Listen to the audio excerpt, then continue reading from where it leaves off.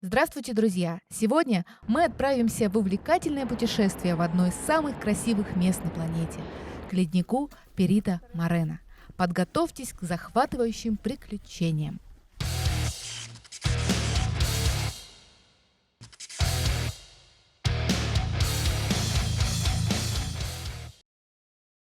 Перита Морена расположен в аргентинской Патагонии, в национальном парке Лос-Гласьярес.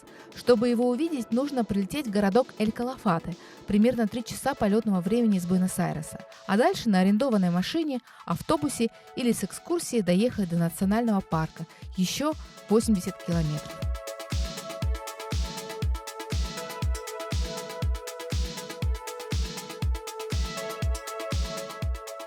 Ледник был назван в честь исследователя Франциско Морена, который первым изучил этот регион в XIX веке и сыграл существенную роль в защите территориальных интересов Аргентины в споре о границе с Чили.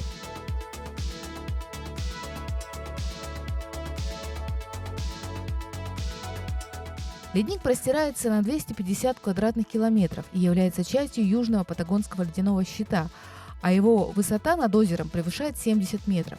Это как 20-этажный дом из чистого льда. Это место, которое точно нельзя пропустить при посещении Аргентины.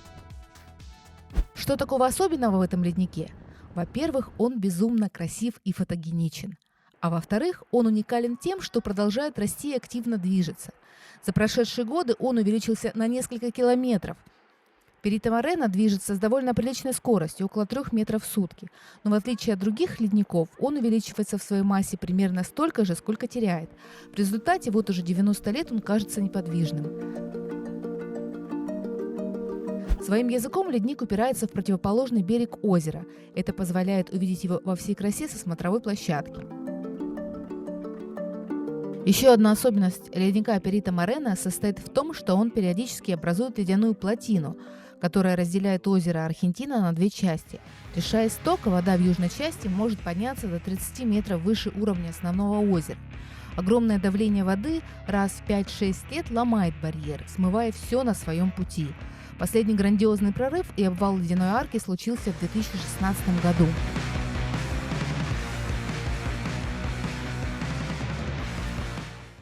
Самый простой способ посмотреть на ледник – погулять по пешеходным дорожкам-платформам на смотровой площадке. Они очень удобны и прекрасно оборудованы. С этого мы и начали. Наблюдать за захватывающим зрелищем откалывающегося льда и формированием темно-синих айсбергов можно бесконечно. Такая картина не надоедает. Если есть возможность, выделите на это целый день. Это был наш 3-й визит в гости к Перита Морена, но времени, как всегда, не хватило. Виды на ледник захватывающие с любых ракурсов. Невероятные ледяные образования, яркие синие оттенки – все это делает Перита Морена незабываемым местом для посещения.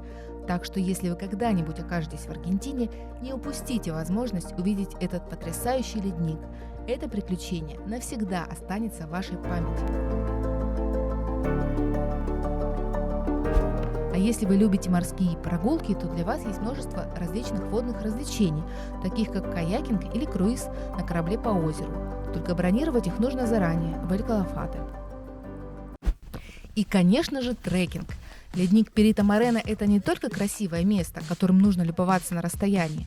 Там можно погулять по самому леднику, но только купив тур и только в сопровождении аккредитованных гидов. Вас разделят на группы по 20 человек, выдадут каски, кошки, прочитают инструкцию по технике безопасности, и вы отправитесь на ледник. Теперь я знаю, что чувствуют лошади на льду. Приблизительно то же, что я в этих кошках сейчас.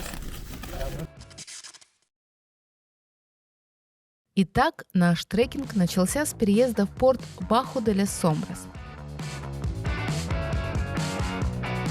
Далее мы сели на корабль, чтобы пересечь озеро Рико.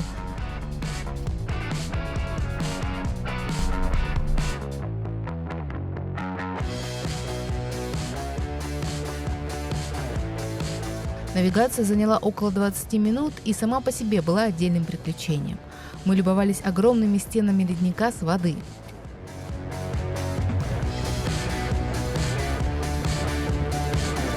Далее мы спустились на противоположный берег перед потрясающей южной стеной ледника.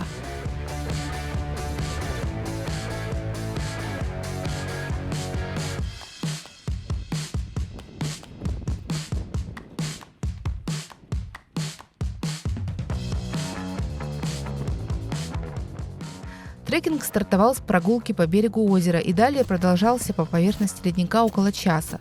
Уровень сложности этой прогулки средний, поверхность льда неровная, но прочная и безопасная. Хороший подход.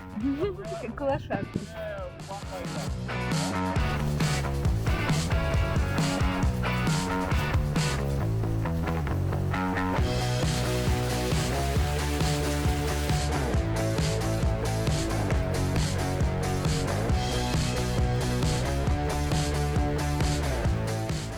Полезем. Либо вон на ту вершинку, а потом травят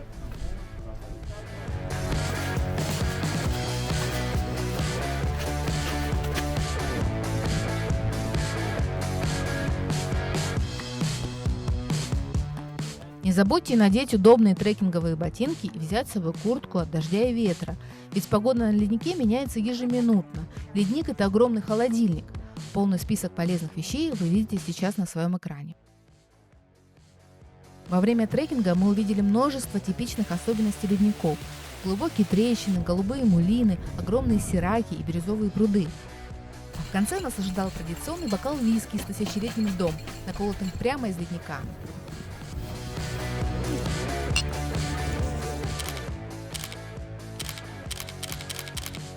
Честно говоря, для нас, как для людей, прошедших ледники Аляски, Кавказа, Гималаев, шагать строем в большой группе по огороженным тропинкам было не так уж и захватывающе, но виды все равно были сногсшибательными.